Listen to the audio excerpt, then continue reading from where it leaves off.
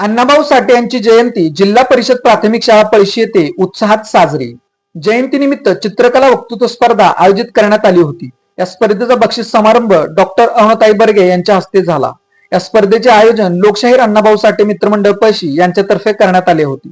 या कार्यक्रमाला शाळेतील मुख्याध्यापिका Karpe madam, Shri Manmode sir, Shri Grophane sir या शिक्षकांचे मार्गदर्शन लाभले.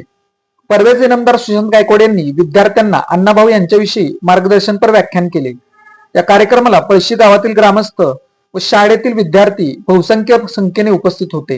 व्हायचं पण नुसतं ऐकायचं नाही. तर सर मॅडमनी खूप काही सांगितलंय. मुलांची एक आता माझ्यापेक्षा सायकोलॉजी तुम्हाला चांगली माहिती, खूप छोटी कॅपॅसिटी असते की ज्यांना पुन्हा पुन्हा ऐकण्याची. तर पुन्हा मी काही सांगणार नाही. तुम्ही खूप आदर्श बनणार आहे. एवढे चांगले शिक्षक मिळाले, एवढं चांगलं गाव आहे की जे तुमच्यासाठी आवाहन करत पेंटिंग करतंय. स्वतःच्या मुलांसाठी काय करावं ही गावाला जाणीव आहे. तर पुन्हा एकदा सगळ्यांना आश्वस्त करते की सर मॅडम आणि शाळेत गावातल्या सर्व पुढाऱ्यांना आणि सहकाऱ्यांना सांगतोय की काही गावासाठी किंवा शाळेसाठी मदत लागेल तर साहेब तुमच्यासाठी कायम उपलब्ध आहे.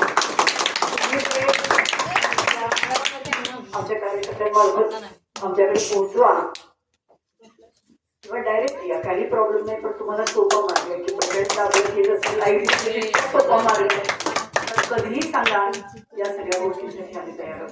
आणि मॅडम एक बोलू नये स्वतःच करून कसं आहे की महेश शिंदे साहेब, मी माझा एक भाऊ आहे वैभव शिंदे आणि बहीण आहे डॉक्टर मंजुषा देशमुख. आम्ही चौथी 7वी 10वी नॅशनल मेरिटला आहे आणि आमचं कॉलेज पण आम्ही शिकलो. माझी इच्छा आहे या मतदारसंघात प्रत्येक विद्यार्थी कॉलेजवर शिकावा आणि कॉलेजला यावा. धन्यवाद. म्हणजे तर शाळा टिकली पाहिजे. तर आमच्या दोन्ही शिक्षकांनी त्यांची स्वतःची पाल्य ह्या शाळेमध्ये टाकलेले आहेत.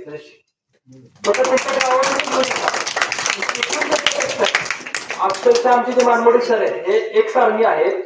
सकाळी 5 वाजता स्वतः उठतात आणि आमच्या सर्व विद्यार्थ्यांना ते म्हणजे ट्रेनिंग देण्यासाठी धावणे असेल, व्यायाम असेल.